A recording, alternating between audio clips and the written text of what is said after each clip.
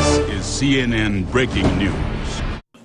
Welcome back, I'm Wayne Khan, and this is CNN. We have unconfirmed reports this morning of several strong earthquakes that have occurred in the Yellowstone caldera. Park officials are assuring us that they are evacuating the area at this time. We have our geologist Kevin Moy with us here to discuss the severity of these earthquakes. Good morning, Kevin. Good morning, Wayne. The severity of these earthquakes have been recorded as a 9.6 magnitude.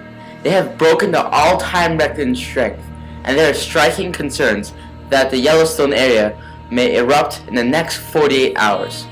Authorities are frantically evacuating the Yellowstone Park. Kevin, I'm going to have to interrupt you for a moment, but we do have reports stating that the Yellowstone caldera has erupted. We don't know how many casualties there have been, and this is very sad news to hear. Kevin, can you explain what will happen due to this volcanic eruption? Well, Owen, this is terrible news for both our country and the world. I have my volcanologist Brian Cooper with me to analyze this catastrophe.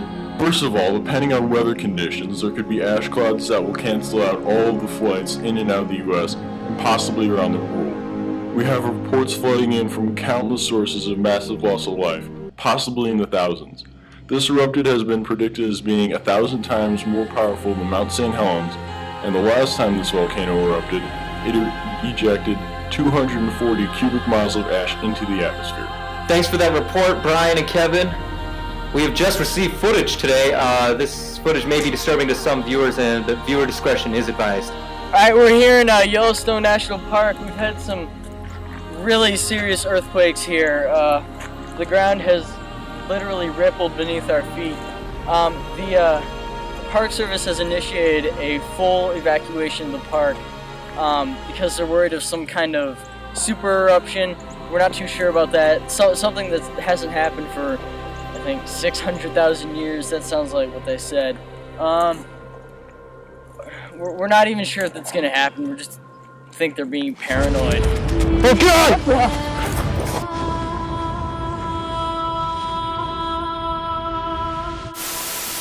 Obviously, that was some sad footage to see.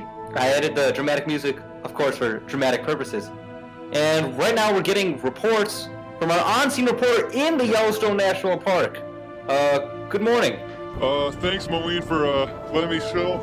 I'm streaming live by myself. The camera crew was too afraid to come out here, but literally, I'm in the Yellowstone National Park area, and you can just see all this ash. It is like really hot to touch, and it is burning. And it is hard to breathe in these areas. It is so hard to breathe. But anyway, this ash is so strong. They say that it can cover the whole. It's starting to cover the whole Midwest right now at this moment, and this could cripple the agricultural industry. We don't know how badly, but oh shoot! It's blown again. Run!